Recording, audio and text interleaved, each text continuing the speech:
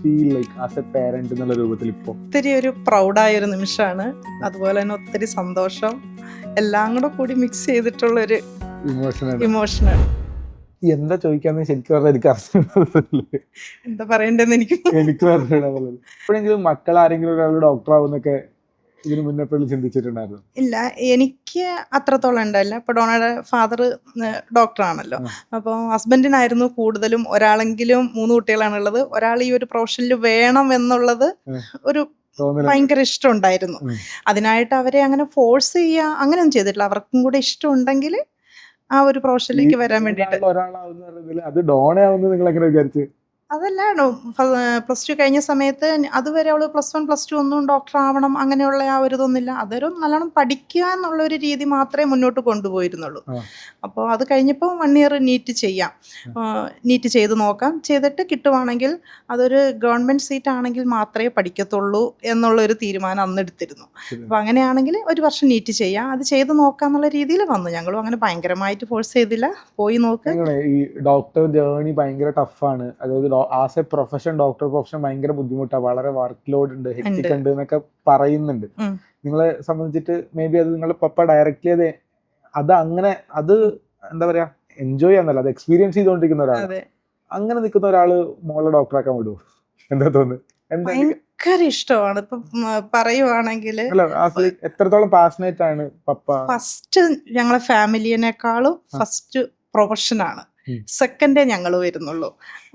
അതെപ്പോഴും പറയായിരുന്നു, എന്നോട് തന്നെ പറയും സെക്കൻഡ് വൈഫാണെന്നേ പറയുള്ളൂ. ഫസ്റ്റ് വൈഫ് എൻ്റെ പ്രൊഫഷനാണ്.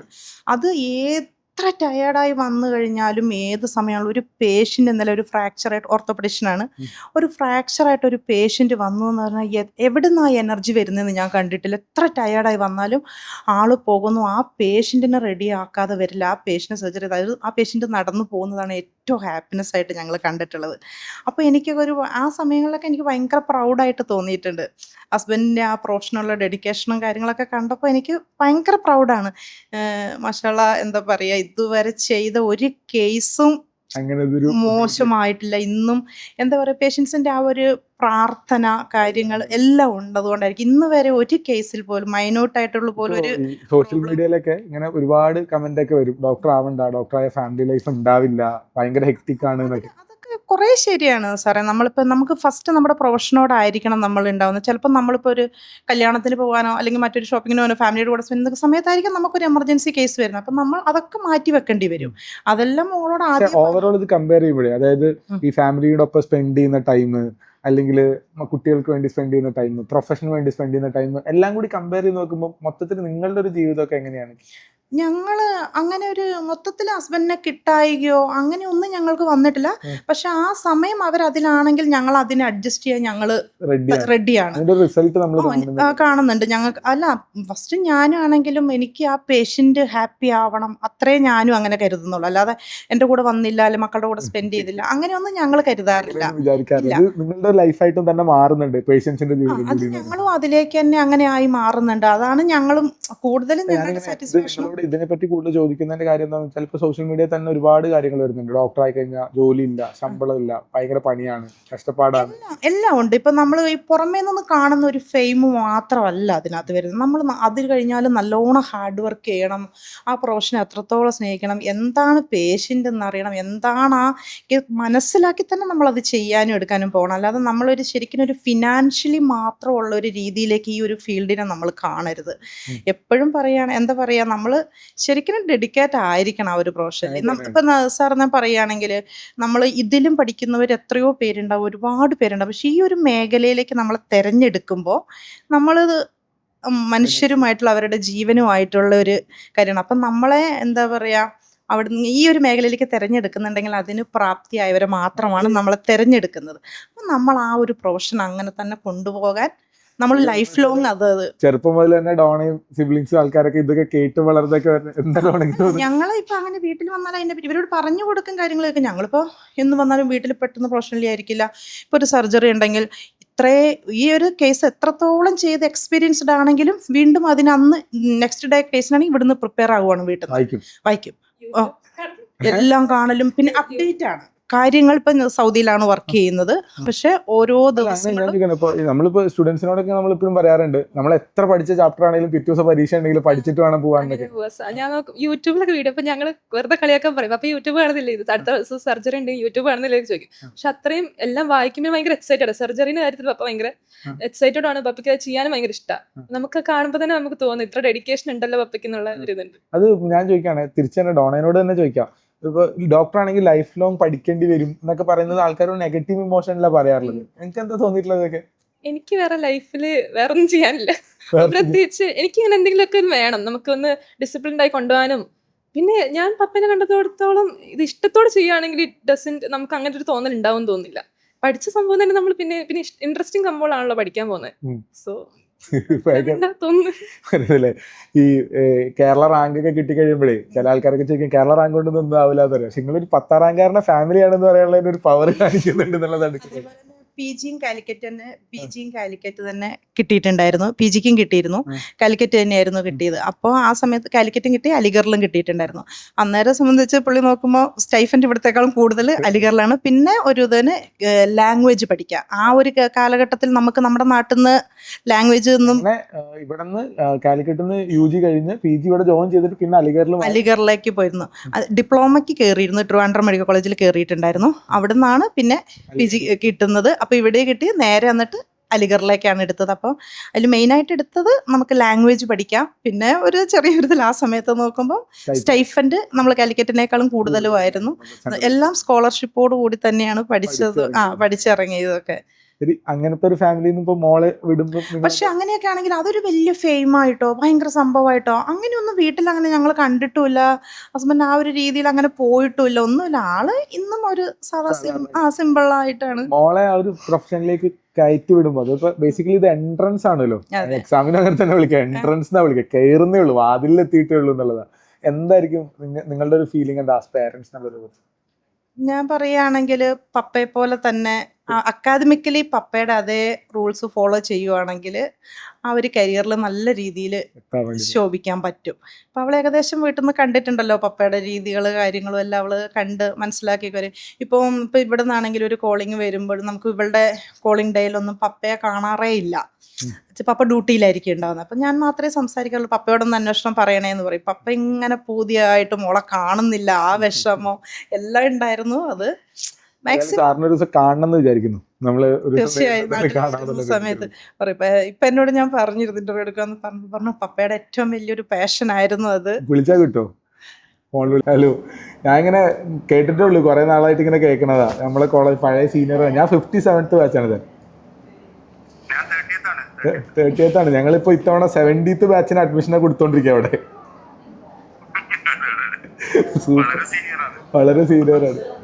ഭയങ്കര സന്തോഷമുണ്ട് ആക്ച്വലി. ഞാൻ ഇങ്ങനെ അങ്ങനെയല്ല, നേരത്തെ ഇങ്ങനെ പറയും ഡോണന്റെ പ്രൊഫൈലിലൊക്കെ ഇങ്ങനെ ഫാദർ CMC അലുമിനി ആണ് എന്നുള്ള സാധനം ഇങ്ങനെ കാണുന്ന സമയത്തൊക്കെ ഇങ്ങനെ നമ്മൾ പറയുകയൊക്കെ ചെയ്യായിരുന്നു.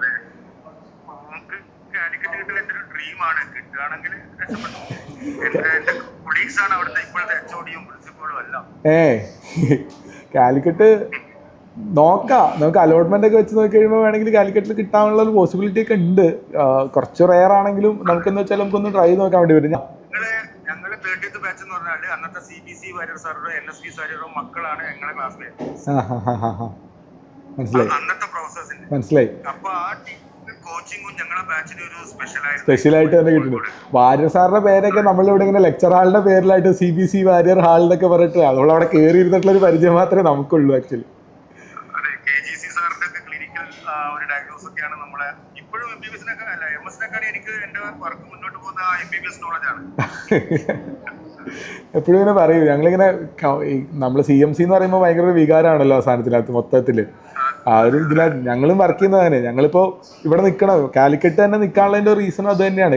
ഇവിടെ തന്നെ നിൽക്കാമെന്നുള്ള ഒരു രൂപത്തിൽ ഇങ്ങനെ ചിന്തിച്ചു പോകാനൊക്കെ ഭയങ്കര സന്തോഷം.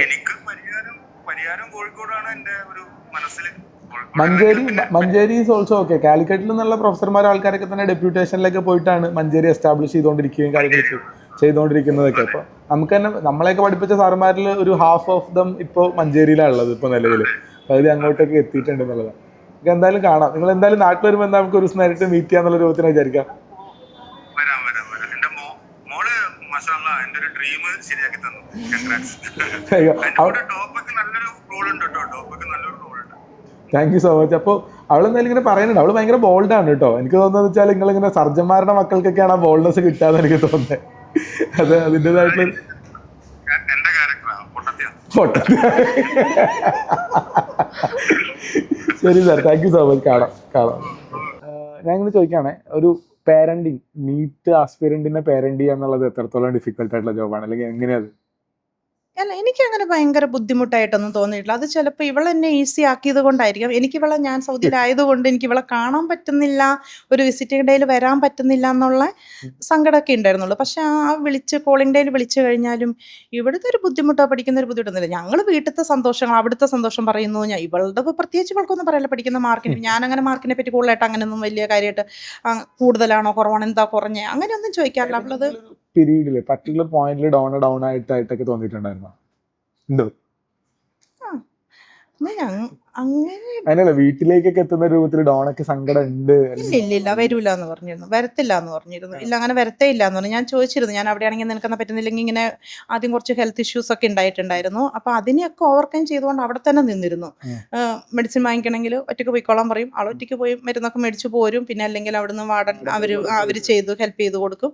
അങ്ങനെയൊക്കെ മേടിച്ച് അതുമൊക്കെ ആയിട്ട്. അപ്പോൾ അത് ശരിക്കും അബ്ഡോമിനൽ പ്രോബ്ലംസ് ആയിരുന്നു കൂടുതലും വരുന്നതുകൊണ്ടൊക്കെ. അപ്പോൾ അത് പറയുമ്പോൾ അത് അവൾ തന്നെ കുറച്ച് കഴിഞ്ഞപ്പം ഡോക്ടേഴ്സ് പറഞ്ഞിരുന്നു, അത് നമുക്ക് ആ ഒരു ലൈഫ് സ്റ്റൈലും കൊണ്ട് തന്നെ ശരിയാക്കാൻ പറ്റുന്ന കാര്യങ്ങളേ ഉള്ളൂ. അല്ലാതെ അതൊരു രോഗമാണെന്നും പറഞ്ഞ് മാറി ഇരുന്ന് കഴിഞ്ഞാൽ നമ്മൾ അവിടെ ഇരിക്കേണ്ടി വരും. അപ്പോൾ അവൾ സെൽഫായിട്ട് തന്നെ ഹാൻഡിൽ ചെയ്തു, എല്ലാം സെൽഫായിട്ട് ഹാൻഡിൽ ചെയ്തു. അവിടെ നിന്നുകൊണ്ട് ഒന്നും അങ്ങനെ ഒരു ഇല്ല, അത് കുഴപ്പമില്ല, അത് ശരിയായി. അപ്പോൾ അവൾ പറയണത് ഇതിന് ഇനിയിപ്പോൾ വലിയ കാര്യങ്ങളൊന്നുമില്ല, അതിലേക്ക് തല കൊടുത്താൽ അങ്ങനെ പോകും. അപ്പോൾ അതിന് വരിക, പിടിച്ച് എന്തെങ്കിലും കഴിക്കുക. അപ്പോൾ ചിലപ്പോൾ നല്ല വയറിന് ബുദ്ധിമുട്ടുണ്ടെങ്കിൽ എക്സാമിന് പോകുമ്പോൾ പോലും ആള് ഒരു ലോ പ്രൊമേഡ് എടുത്ത് കഴിച്ചിട്ട് എക്സാമിന് പോയത് ആ ഒരു ബുദ്ധിമുട്ട് പ്രശ്നം വരരുത്. ബ്രൂഫനും കഴിക്കുക, ഒരു ബ്രൂഫൻ എടുത്ത് കഴിച്ചു. ഇവക്ക് കുറച്ച് തലവേദന വരും, അപ്പോൾ ഒരു കോഫി കുടിച്ചാൽ അത് ഓക്കെ ആവും. അപ്പോൾ എക്സാമിന് തൊട്ട് മുന്നേ ഒന്നും വരരുത് എന്നുള്ള രീതി. ഒറ്റ കാര്യം കൂടി, നീറ്റ് ക്യാൻസൽ ആക്കി റീനീറ്റ് വന്ന ഒരു സംഭവം ഉണ്ടല്ലോ, അതെങ്ങനെയായിരുന്നു നിങ്ങളെ എഫക്ട് ചെയ്ത ഫാമിലി? കുറച്ചും കൂടെ എനിക്കിപ്പോൾ ഡോണയുടെ കാര്യം പറയുകയാണെങ്കിൽ ഇപ്പൊ അതിൽ നിന്ന് കുറച്ചും ഇപ്പൊ നമ്മളൊരു ഗവൺമെന്റ് സീറ്റിലേക്ക് എത്തിയത് റീനീറ്റിലായിരുന്നു. എക്സ്പെക്ട് ചെയ്തിട്ടുണ്ടായിരുന്നു ഗവൺമെന്റ് സീറ്റിലേക്ക് എത്തിയിരുന്നു. അപ്പൊ അന്ന് ടൈം മാനേജ്മെന്റ് ആയിരുന്നു. പക്ഷെ അറിവില്ലായ്മയല്ല, ടൈമാണ് മാനേജ് ചെയ്യാൻ പറ്റാതെ. അതിന് മുന്നേ അവിടുത്തെ ഞാൻ ആ നീറ്റിന് ഞാൻ വന്നിരുന്നു, മോളെ എടുത്ത് നീറ്റിന് എഴുതാനൊക്കെ വന്നിരുന്നു, കൊണ്ടുപോയി എഴുതിപ്പിച്ചൊക്കെ പോയി. അന്ന് കഴിഞ്ഞ് ഇറങ്ങിയത് കുറച്ച് കഴിയുമ്പോഴത്തേക്കും ഭയങ്കരമായിട്ട് കരയുന്നു, എടുക്കുന്നു. നമുക്ക് വിഷമമുണ്ടെങ്കിൽ നമ്മളില്ല, കുറച്ചിപ്പോൾ അവള് തന്നെ പറയലുണ്ട്, ഒരു ഓവർകം ചെയ്യും, അങ്ങനെ അങ്ങ് റെഡിയാക്കി നോക്കാന്നുണ്ട്. പിന്നെ ഒരാളൊരു മൂടിയായിട്ടുള്ളൊരു എനിക്ക് ആ ടൈം ചെയ്യാൻ അന്നേരം ഒരു ടെൻഷനായിരുന്നു ആ ഒരു സമയം. പിന്നെ അതിനെപ്പറ്റി അത്രയും അങ്ങനെ ഇതായില്ല, എന്താണോ നെക്സ്റ്റ് സ്റ്റെപ്പ് അത് ഫേസ് ചെയ്യാന്നുള്ള രീതിയിൽ തന്നെയായിരുന്നു. അപ്പോഴത്തേക്ക് ഞാൻ തിരിച്ചു പോകാനായിരുന്നു. അപ്പോൾ ഞാൻ ടിക്കറ്റ് കൺക്ലൂഡ് ചെയ്യാൻ വേണ്ടിട്ടാ, നീറ്റിന് കോച്ചിങ്ങിന് വേണ്ടിയിട്ട് പോകാൻ നിൽക്കുന്ന സ്റ്റുഡൻസിനോടും പേരൻസിനോടും ഒക്കെ നിങ്ങൾക്ക് എന്താ മൊത്തത്തിൽ പറയാനുണ്ടാവും? അത് അത്രത്തോളം താല്പര്യമുണ്ട്, അത് അത്രയും നമ്മൾ ഹാർഡ് വർക്ക് ചെയ്യാൻ താല്പര്യമാണെങ്കിലേ പോകാവുള്ളൂ. ഇനിയിപ്പോൾ അത് അങ്ങനെ അത്രയും നമ്മൾ ആദ്യമേ ഒന്നും ബിൽഡപ്പ് ചെയ്ത് നമുക്ക് പോകാൻ പറ്റില്ല. നമ്മളങ്ങ് എത്തിക്കഴിഞ്ഞിട്ട് അത് അവിടെ എത്തുമ്പോൾ ഇവർക്ക് കുറേ മനസ്സിലാവുള്ളൂ, ഇങ്ങനെ ഒരു ഇതിലേക്കാണ് പോകുന്നത്, ഒരു ജേണി അത്രയും ടഫാന്നുള്ളത്. അത് അവർ ഫോളോ ചെയ്യാൻ തയ്യാറായിട്ട് പോയി കഴിഞ്ഞാൽ അവർക്ക് എന്തായാലും അത് ചെയ്യാൻ പറ്റും. പിന്നെ പേരൻസിനോട് പറയാനുള്ള, നമ്മൾ അത്ര വറീഡൊന്നും ആവണ്ട, അതൊക്കെ അവർ തന്നെ ബോൾഡായി വന്നോളൂ. അതൊക്കെ അവരുടെ ലൈഫിലേക്ക്, നാളെ അവരുടെ ഭാവിക്ക് അതൊക്കെ ഉപകാരമാണ്. എപ്പോഴും നമ്മൾ കൂടെയൊന്നും ഇല്ലല്ലോ. അപ്പോൾ ഇപ്പോൾ ഡോണ തന്നെ ഇപ്പം ഇന്റർവ്യൂവിൽ സംസാരിക്കുന്നത് കേട്ടപ്പോൾ ഇവൾ ഇത്രയും ബോൾഡായോ ഇങ്ങനെയൊക്കെ ആയിരുന്നു. പക്ഷെ വീട്ടിൽ നിന്നാണെങ്കിലും അങ്ങനെ തന്നെ കേട്ടോ. ഞാനങ്ങനെ ചെറുതിലെ തൊട്ട് ഇവളുടെ ഒരു പഠിത്തക്കാര്യത്തിലൊന്നും എനിക്ക് അങ്ങനെ ആക്കേണ്ടിയൊന്നും വന്നിട്ടില്ല. അവൾ ഒറ്റയ്ക്ക് പഠിക്കുന്നു, അവളുടെ കാര്യങ്ങൾ കഴിഞ്ഞാലേ ബാക്കിയുള്ള കാര്യങ്ങൾക്കൊക്കെ അവൾ വരാറുള്ളൂ. അവളുടെ കാര്യങ്ങൾ കഴിയുന്നു, അവൾ ബാക്കി വരുന്നു. സെപ്പറേറ്റ് എല്ലാ കാര്യങ്ങളും അങ്ങനെ ചെയ്യും. എനിക്കൊരു ഭയങ്കര പ്രൗഡാണ്. ഇപ്പം നീറ്റിന്റെ കാര്യത്തിലല്ല, ആദ്യം തൊട്ടേ ഞാനൊരു ഭയങ്കര ഹാപ്പിയാണ് എൻ്റെ മോളുടെ എല്ലാ കാര്യങ്ങളും. ഇതുവരെ അറിഞ്ഞതും എക്സ്പീരിയൻസ് ചെയ്തൊക്കെ വെച്ചിട്ട് ഡോപ്പാന്ന് പറഞ്ഞാൽ ഇപ്പൊ എൻ്റെ മോൾ എത്തിയത് ഇവിടെ നിന്നാണല്ലോ. ഈ ഒരു അവളുടെ ഒരു ആഗ്രഹം, ഞങ്ങൾ പേരൻസിന്റെ ഒരു ആഗ്രഹം, എത്തിച്ചേരാനുള്ള ആഗ്രഹം അവളെ എത്തിച്ചത് ഡോപ്പയല്ലേ. അപ്പോൾ അവളെല്ലാ രീതിയിലും അതിനെ അവളുടെ മൈൻഡ് സെറ്റ് പോലും അത് ഇവിടുന്ന് വന്നതാണല്ലോ. അപ്പോൾ ഇവളെപ്പോഴും പറയായിരുന്നു, നിയാ സാറൊക്കെ ഇങ്ങനെ പറയായിരുന്നു, കരയും, നമ്മൾ കരയും, ഇവളല്ല വേറെ കുട്ടികൾ കരയുമ്പോൾ ഒക്കെ സാർ ഇങ്ങനെ പറയും പോലും, ഈ കരച്ചിലൊന്നും വേണ്ട, ഇതും കൊണ്ടൊന്നും ഒന്നും ആവില്ലെന്ന്. അപ്പോൾ അവർ തന്നെ വിചാരിക്കുന്നു ഇതുകൊണ്ട് ഇവിടെ കാര്യമില്ല. അപ്പോൾ ഒരു ഇതിൽ നിന്നൊക്കെ തന്നെ ഇവർ സ്വയമായി വന്നപ്പോൾ അതെല്ലാ രീതിയിലും ഇവിടുന്ന് കൊടുക്കാൻ പറ്റിയിട്ടുണ്ട്.